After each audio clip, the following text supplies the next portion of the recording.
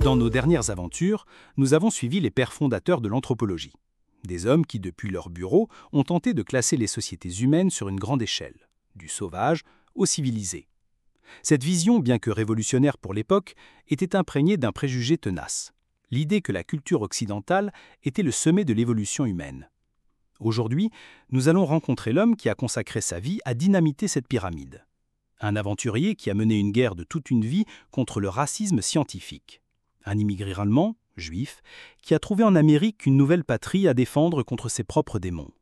Cet homme, c'est le père de l'anthropologie américaine, Franz Boas.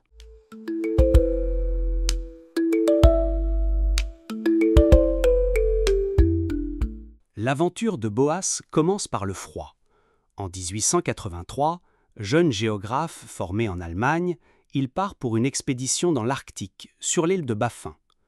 Son objectif est clair, étudier l'influence de l'environnement sur les migrations des Inuits. Mais sur place, le terrain va le transformer.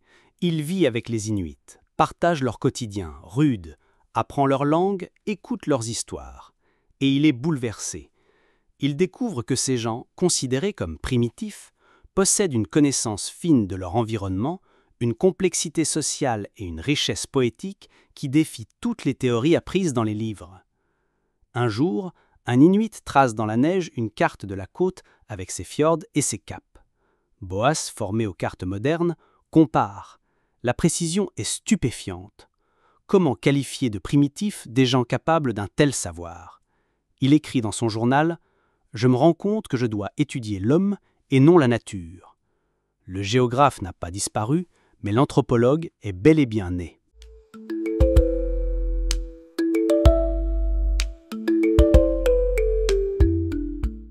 Quelques années plus tard, Boas émigre aux États-Unis.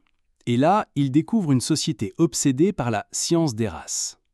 Les crânes sont mesurés, les populations hiérarchisées, et tout cela sert à justifier l'infériorité supposée des Noirs, des Amérindiens ou des immigrants.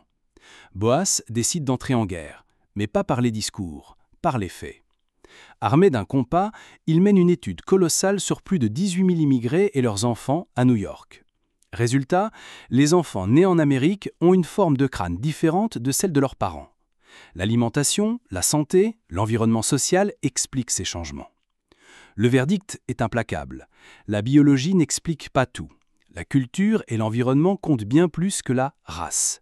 Boas vient de saper l'un des fondements du racisme scientifique. Et il ne s'arrête pas là. Pendant la Première Guerre mondiale, il dénonce publiquement des collègues anthropologues qui espionnaient sous couvert de missions scientifiques. Scandale, Boas est sanctionné, exclu de l'American Anthropological Association, mais il refuse de céder. La science, pour lui, ne doit jamais servir la propagande.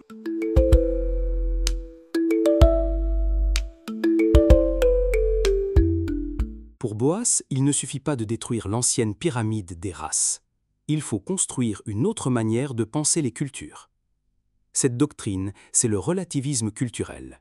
Son idée est radicale pour l'époque. Il n'y a pas de culture supérieure ou inférieure. Chaque culture est un monde en soi, avec sa propre logique, sa propre histoire, sa propre valeur. Les idées que nous tenons pour naturelles et évidentes ne le sont que pour nous, écrit-il. Mais cette vision n'est pas un relativisme moral absolu. Pour Boas, c'est avant tout d'une méthode scientifique, comprendre une coutume selon ses propres règles, sans projeter nos préjugés occidentaux. Devenu professeur à Columbia, Boas forme une véritable armée de chercheurs. Margaret Mead, Ruth Benedict, Alfred Kroeber, tous ces élèves reçoivent la même consigne, le terrain d'abord. Il faut apprendre la langue, collecter les mythes, observer les pratiques avec minutie. Une course contre la montre, car les cultures amérindiennes, pressées par la colonisation, risquent de disparaître. Cette approche, qu'on appelle le particularisme historique, va dominer l'anthropologie américaine pendant des décennies. Et grâce à Boas et ses élèves, des pans entiers de la pensée humaine ont été préservés de l'oubli. L'aventure de Franz Boas est celle d'un combat. Un combat pour la rigueur scientifique contre le préjugé et pour la dignité humaine. Grâce à lui, l'anthropologie américaine a déplacé son centre de gravité. D'une discipline centrée sur la classification des races, elle est devenue une science attentive à la compréhension des cultures. L'anthropologie physique n'a pas disparu pour autant, mais Boas a imposé une nouvelle hiérarchie des objets de recherche, où la culture et l'histoire des sociétés prennent le pas sur la biologie. Son héritage est immense. Il a fondé une tradition qui privilégie le terrain, la collecte minutieuse des mythes et des langues. Et surtout, le principe du relativisme culturel. Mais comme toute grande idée, ce relativisme a aussi ses ombres. Conçu comme une arme contre l'ethnocentrisme, il peut sembler, lorsqu'il est poussé à l'extrême, interdire tout jugement moral. Doit-on tout accepter au nom de la différence culturelle ? Cette tension hante encore l'anthropologie aujourd'hui. L'héritage de Boas n'est pas une réponse définitive, mais une invitation permanente. Comprendre l'autre dans sa logique propre, sans renoncer à l'esprit critique. C'est peut-être là, au fond, la plus grande aventure intellectuelle qui nous est léguée. Dans notre prochain épisode, nous quittons les froides terres de l'Arctique pour les îles luxuriantes du Pacifique. Nous assisterons à la naissance de la méthode qui allait devenir la marque de fabrique de tous les élèves de Boas et de toute l'anthropologie moderne. Nous suivrons un autre immigré, le Polonais Bronisław Malinowski, qui, coincé par la guerre, va inventer l'observation participante. D'ici là, observez la diversité des cultures qui vous entourent. Et surtout, restez curieux.